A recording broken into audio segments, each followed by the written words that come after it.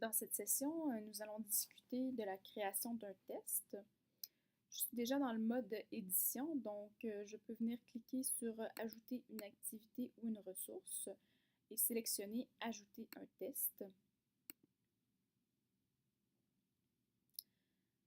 Je vais d'abord nommer mon test. C'est possible d'ajouter une description, mais il s'agit d'un item optionnel. Et si on ajoute une description, on peut choisir de l'afficher ou non sur la page de cours. On peut limiter ou non le nombre de tentatives autorisées. Et si on autorise de multiples tentatives, il faut décider de la méthode d'évaluation. Donc, est-ce qu'elle sera basée sur la note la plus haute, la note moyenne, la première ou la dernière tentative? On peut choisir de toujours présenter les questions dans le même ordre, ce qui serait utile par exemple dans un cas clinique, ou choisir de mélanger aléatoirement les questions à chaque tentative. Il est également possible de présenter les différentes questions d'un test en les affichant sur des pages différentes, ce qui peut faciliter la navigation dans certains cas. Et on peut permettre à l'étudiant de naviguer librement à travers les questions du test. Donc, ça lui permettrait de revenir sur des questions antérieures ou on peut choisir de l'obliger à naviguer le test de façon séquentielle, ce qui est utile si, par exemple, une question donne potentiellement la réponse à une question précédente. Dans le cas d'une question à choix multiples, on pourrait décider de mélanger aléatoirement les éléments de réponse à chaque tentative.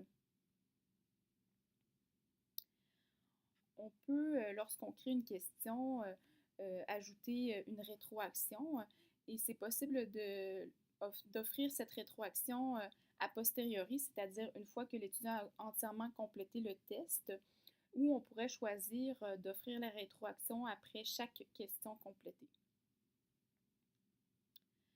Si l'étudiant débute un test et que pour une raison ou une autre, il est incapable de le compléter dans une même session, on pourrait donner la possibilité de reprendre le test là où il en était, en sélectionnant oui dans l'item chaque tentative complète la précédente.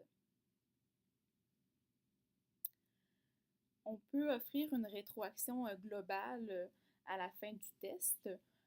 Donc, par exemple, je pourrais décider qu'entre 75 et 100%, je les félicite pour leur maîtrise de la matière, qu'entre 50% et 75%, je leur suggère de revoir certaines notions et qu'en bas de 50%, je considère que la matière est non maîtrisée, donc je leur suggérerais de revoir plus en profondeur la matière. Et je peux maintenant enregistrer et afficher. Donc, pour l'instant, évidemment, il n'y a aucune question dans le test. Donc, on peut cliquer sur Modifier le test. C'est possible de cliquer sur Ajouter une question pour créer une nouvelle question. Et je vous réfère aux tutoriels appropriés qui vont discuter de chaque type de question. On pourrait également ajouter une question à partir de la banque de questions en venant cliquer sur Ajouter au test. Donc, ceci complète ce tutoriel. Je vous réfère aux différentes sessions concernant les types de questions qu'on peut ajouter dans un quiz, ainsi que la création de quiz avec des questions aléatoires.